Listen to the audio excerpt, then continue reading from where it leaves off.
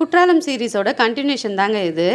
First day main அருவியில் குளிச்சுட்டு சிற்றருவியில் குளிச்சுட்டு லஞ்செல்லாம் முடிச்சுட்டு நாங்கள் ரூமுக்கு போகவே 4:30 ஆகிடுச்சிங்க. அதுக்கப்புறம் கொஞ்சம் நேரம் ரெஸ்ட் எடுத்துகிட்டு டீ காஃபி எல்லாம் குடிச்சிட்டு பசங்களையும் கொஞ்சம் ஃப்ரெஷ்ஷப் ஆக்கிட்டு அதுக்கப்புறம் எங்கே கிளம்பி போனோன்னா எல்லோரும் ஹைப் கொடுத்துட்ருக்க இடம் தாங்க.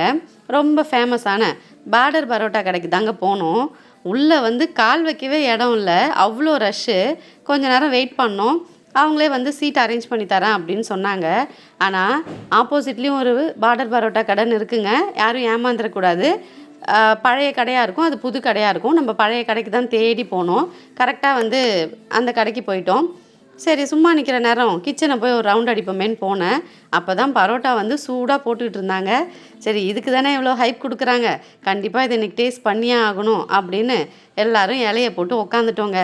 அங்கங்கே பிரித்து தான் எங்களுக்கு இடம் கிடச்சிச்சு. ஒரே டேபிள் கிடைக்கல, கூட்டம் அவ்வளோ இருந்துச்சு. அவங்களையும் குறை சொல்ல முடியாது. அதுலேயும் நமக்கு டேபிள் அரேஞ்ச் பண்ணி தராங்க.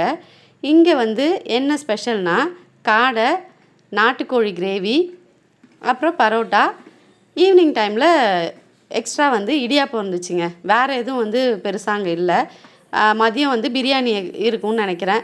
நாங்கள் நைட் டைம் போனதுனால இதுதான் ஸ்பெஷல். அதில் சரி பரோட்டா, பசங்களுக்கு இடியாப்பம் அப்படின்னு சொல்லி ஆர்டர் பண்ணிவிட்டு உட்காந்துருந்தோம். இங்கே ஒரு பிளேட் 260 ஆஃபர் பண்ணுறாங்க. இதில் 2 பீஸ் நல்ல பல்க் பீஸுங்க. பீஸை ஒன்றும் குறை சொல்ல முடியாது, நல்ல பெருசாக இருந்துச்சு. ஆனால் அந்த டேஸ்ட்டு ஹைப் கொடுத்த அளவுக்கு இருந்துச்சா அப்படின்னு கேட்டால் இல்லைங்க, அப்படிலாம் கிடையாது.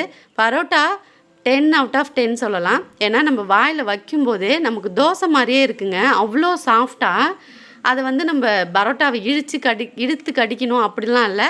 எனக்கு ரொம்பவே பரோட்டா பிடிச்சிருந்துச்சு. ஆனால் இந்த பெப்பர் சிக்கன் ஃப்ரை எப்படின்னா, இந்த பிளேட்டில் பார்க்குறீங்களே அந்த மாதிரி ஃபர்ஸ்ட் வேக வச்சு எடுத்துகிட்டு வந்துடுறாங்க. அதுக்கப்புறம் தவாவில் பெப்பரு, ஆனியன், கறி லீவ்ஸ் எல்லாத்தையும் போட்டு ஃப்ரை பண்ணி எடுத்துகிட்டு வைக்கிறாங்க. இதை பார்த்திங்களா, 2 பீஸே இலையை ஃபுல்லாக அடைச்சிடுச்சு. நல்ல பெரிய பீஸு. அது தாராளமாக ஒரு ஃபேமிலிக்கு ஒரு பிளேட் வாங்கியிருந்தாலே போதும். நாங்கள் பசங்க சாப்பிடுவாங்க அப்படின்னு வாங்கிட்டோம். ஆனால் பொண்ணுங்க 2 பேருமே கொஞ்சம் காரமாக இருக்குன்னு கொஞ்சம் சாப்பிடல. அதுலேயும் பெரியவ கொஞ்சம் ட்ரை பண்ணா லெக் பீஸை பார்த்ததும். பசங்க சாப்பிட்டானுங்க. இது என்ன கேட்டால் ஒரு ஃபேமிலிக்கு ஒரு பிளேட்டே ஆர்டர் பண்ணலாம், ஏன்னா அவ்வளோ பெருசு. அது மற்றபடி டேஸ்ட் நம்ம நார்மலாக எல்லா இடத்துலையும் சாப்பிட்ற மாதிரி தாங்க இருந்துச்சு. எல்லோரும் ஹைப் கொடுக்குற அளவுக்குலாம் இல்லை. அப்புறம் அதுக்கப்புறம் இடியாப்பம் ஆர்டர் பண்ணியிருந்தோம். இடியாப்பம்லாம் இந்த ரெடிமேட் இடியாப்பம் மாதிரி தான் இருந்தது, ஒன்றும் பெருசாக இல்லை. அப்புறம் என் ஹஸ்பண்டும் என் கொழுந்தனாரும் தான் நல்லா ருசித்து சாப்பிட்டுட்டு இருந்தாங்க. நம்ம ஃபால்ஸில் குளிச்சுட்டு அந்த ஒரு அங்கேயே சிலுன்னு காற்று நல்லா சில்னஸாக இருந்துச்சு. அதுக்கு இப்படி சூடாக நல்லா காரசாரமாக சாப்பிட்டோன்னா கண்டிப்பாக அதுக்கு 10 out of 10 சொல்லலாம். டேஸ்ட் வைஸ் பார்த்திங்கன்னா அப்படிலாம் இல்லை. அதெல்லாம் முடிச்சுட்டு அங்கேயே வாசலில் ஜூஸ் கடையும் போட ஆரம்பிச்சிட்டாங்க.